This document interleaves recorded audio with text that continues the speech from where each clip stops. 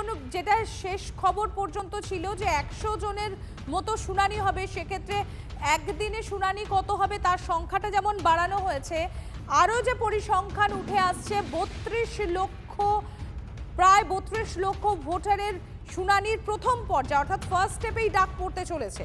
আর কি কি তথ্য পাওয়া যাচ্ছে সুমন, একটু বিস্তারিত তথ্য চাইবো তোমার কাছ থেকে। দেখো 27 তারিখ থেকে এই শুনানি প্রক্রিয়া শুরু হবার কথা, যেমনটা তুমি বললে যে মাইক্রো অবজারভারদের নিয়োগ করা হয়েছে। এই মাইক্রো অবজারভাররা হচ্ছেন কেন্দ্রীয় সরকারি কর্মী, তবে তারা প্রত্যেকেই এ রাজ্যের অর্থাৎ বাংলার বাসিন্দা।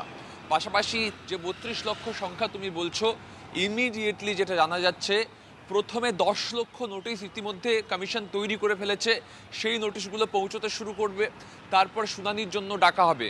কলকাতার ক্ষেত্রে মূলত সরকারি কলেজ, স্কুল এগুলোকে শুনানি ক্ষেত্র হিসেবে বিবেচনা করা হবে। জেলার ক্ষেত্রে সেখানকার জেলা প্রশাসন সেই বিল্ডিং স্থির করে দেবে এবং এই শুনানি চলাকালীন দেখা হবে 2010 সালের ম্যাপিংয়ে যাদের তথ্য পাওয়া যায়নি তারা কি গুরুত্বপূর্ণ নথি পেশ করতে পারছেন। নথির তালিকাও ইতিমধ্যে কমিশনের তরফ থেকে প্রকাশ করা হয়েছে। এরপর তারা যদি বৈধ ভোটার হওয়ার মাপকাঠিতে উত্তীর্ণ হতে পারেন তবেই কিন্তু তাদের চূড়ান্ত ভোটার তালিকায় নাম থাকবে, না হলে থাকবে না। অর্থাৎ এই প্রক্রিয়াটা একটা বড় প্রক্রিয়া এবং তার জন্য যেমন মাইক্রো অবজারভারদের গুরুত্বপূর্ণ ভূমিকা পালন করতে হবে, তার সাথে যে ইআরওরা তারাও কিন্তু গুরুত্বপূর্ণ ভূমিকা পালন করবেন। ধন্যবাদ সুমন, নজর থাকবে আমাদের।